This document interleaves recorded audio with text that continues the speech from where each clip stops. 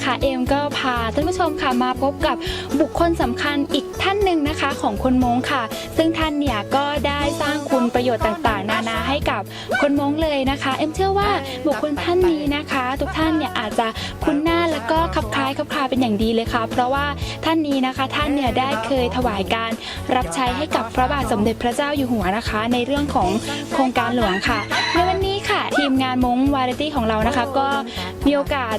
ดีมากๆเลยนะคะที่ได้มาพบกับพ่อหลวงเกิดพนากำเนิดค่ะสวัสดีค่ะพ่อหลวงคะอยากให้พ่อหลวงพูดถึงโครงการหลวงที่เกี่ยวข้องกับพี่น้องม้งอะค่ะครับก็เกิดผมคงจากพูดถึงประวัติคร่าวๆของหมู่บ้านณที่นี้ก่อนนะครับผลการนี้ตามมาครบ100 ปีในปีที่แล้วนะฮะแล้วก็มาอยู่ก่อนสงครามโลกครั้งที่2นะแล้วก็มาตั้งบ้านเรือนอยู่ที่นี่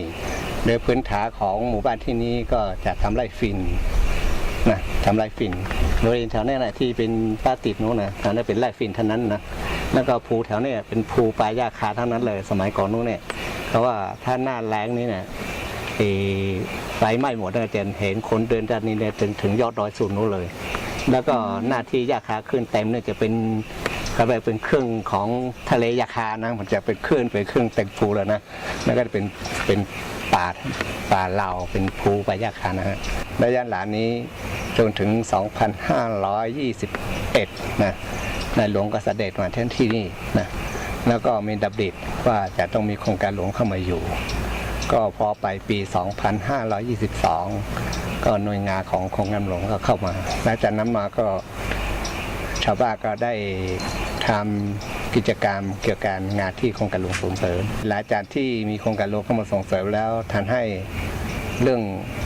ก็ประชาชนก็เริ่มเข้าใจแล้วก็เรื่องที่จะลดไล่เพียนลงแล้วก็ปี 2526 ก็เป็นปีที่ลงอย่างจริงจังในการแก้ไขปัญหาเรื่องยาเสพติดเรื่องการปลูกฝิ่นแล้วก็ในช่วงแรกนั้นประชาชนก็ต่อต้านเหมือนกันเขาบอกว่าถ้าเลิกฝิ่นแล้วประชาชนจะอยู่ยังไงนะก็ไม่รู้จะทำอะไรมาหากิน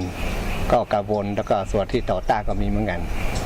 ในหลังจากที่โครงการหลวงเข้ามาอยู่แล้วก็ส่งเสริมเริ่มได้กับปลูกสตรอเบอรี่แล้วต่อมาก็พวกไม้ผลไม้ดอกแล้วก็ปุ๋ยหลายๆอย่างพวกพืชผักตามมาด้วยแล้วก็ 2528 ก็เป็นว่าในเขตนี้พวกเราก็เลิกทำไร่ฟินโดยเด็ดขาดไม่มีใครปลูกเลยพ่อหลวงคะในฐานะที่พ่อหลวงเป็นนายกสมาคมม้งสร้างสรรค์แห่งประเทศไทยพ่อหลวงมีแนวทางในการพัฒนาสังคมม้งอย่างไรคะครับคือพูดถึงสมาคมม้งแล้วคือเริ่มต้นจากพวกเราเพียงไม่กี่คนที่เรามองเห็นว่า